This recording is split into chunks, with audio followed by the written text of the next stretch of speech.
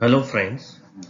आज हम chapter number 4 change in profit sharing ratio among the existing partners part 1 ये chapter start कर रहे हैं। उसमें जो भी पॉइंट हम आज लर्न करने वाले हैं उसमें से सबसे पहले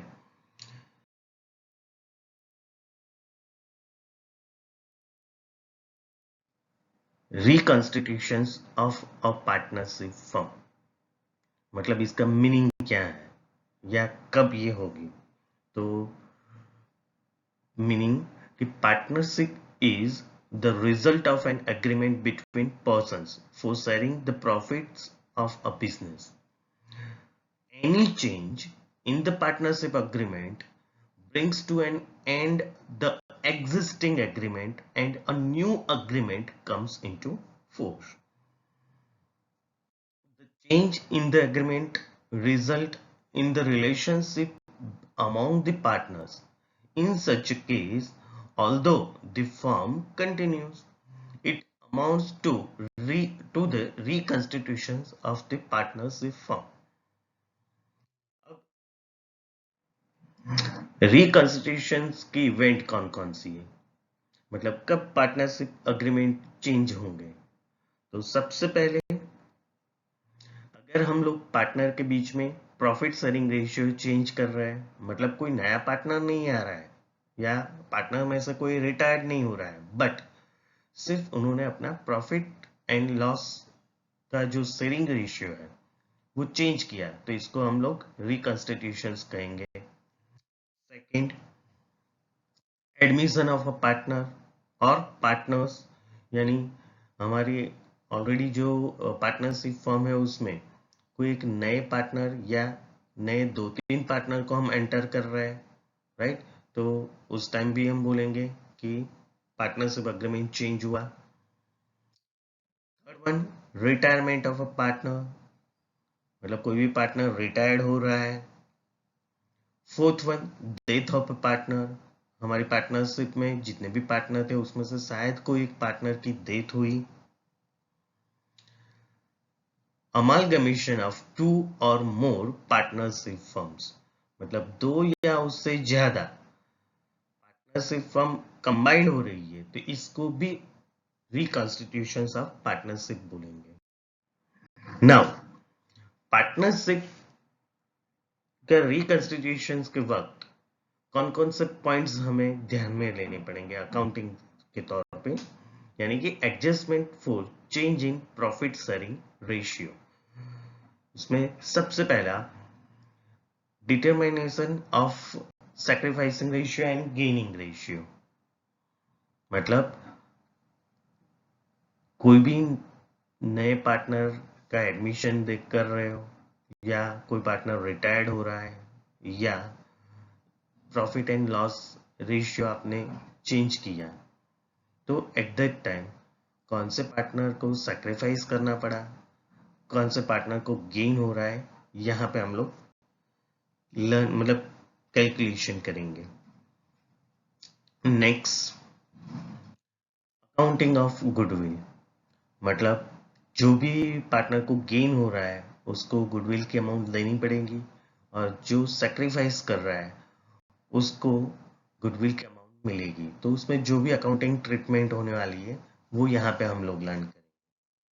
फिर third one, accounting of reserves, accumulated profits and losses, मतलब हमारी partnership firm past few years से जो चल रही है, 5 साल 10 साल वॉट एवर, तो जो भी हमारा प्रॉफिट इकट्ठा हुआ है या कोई लॉस इकट्ठा हुआ है या कहीं हमने रिजर्व्स रखा है, तो जब भी पार्टनरशिप चेंज हो रही है तब ये अकाउंटिंग इसकी क्या करनी है, मतलब जो भी एक्यूमुलेटेड प्रॉफिट है या लॉस है या रिजर्व्स है तो उसकी आप कौन सी अकाउंटिंग एंट्री दोगे, ये यहाँ पे लर्न करेंगे। Next one, revaluation of asset and reassessment of liabilities, मतलब कोई भी पार्टनरशिप चेंज हो रही है या रिकंस्टिट्यूशन हो रहा है तो एट दैट टाइम हमारी नॉन करंट एसेट या करंट एसेट इवन लायबिलिटी उसकी रीवैल्यूएशन करेंगे, रीअसेसमेंट करेंगे। और उसके ऊपर से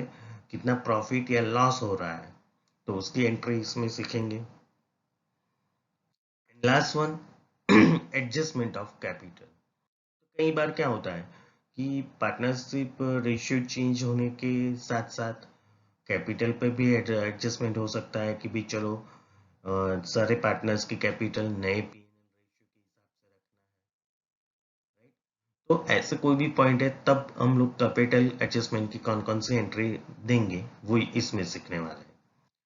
शुरुआत करते हैं फर्स्ट वाला पॉइंट कि determination of sacrificing ratio and ratio. तो sacrificing ratio and gaining ratio में शुरुआत तो मीनिंग। तो सैक्रिफाइस रेशियो क्या है? Whenever there is a change in the profit sharing ratio, one or more of the existing partners have to surrender some of their old share in favor of one or more of other partners. The ratio of surrender of profit sharing ratio is called sacrificing ratio. It is calculated as follows. मतलब आपको formula क्या याद रखनी है? तो sacrificing ratio is equal to old ratio minus new ratio. Repeat, sacrificing ratio is equal to old minus new. Okay. Now इसका opposite gaining ratio. तो as a result of change in profit sharing ratio, one or more of the existing partners gain some portion of other partners' share of profit. The ratio of gain of profit sharing ratio is called gaining ratio. It is calculated as follows. मतलब उसकी formula कि gaining ratio is equal to new ratio minus old ratio.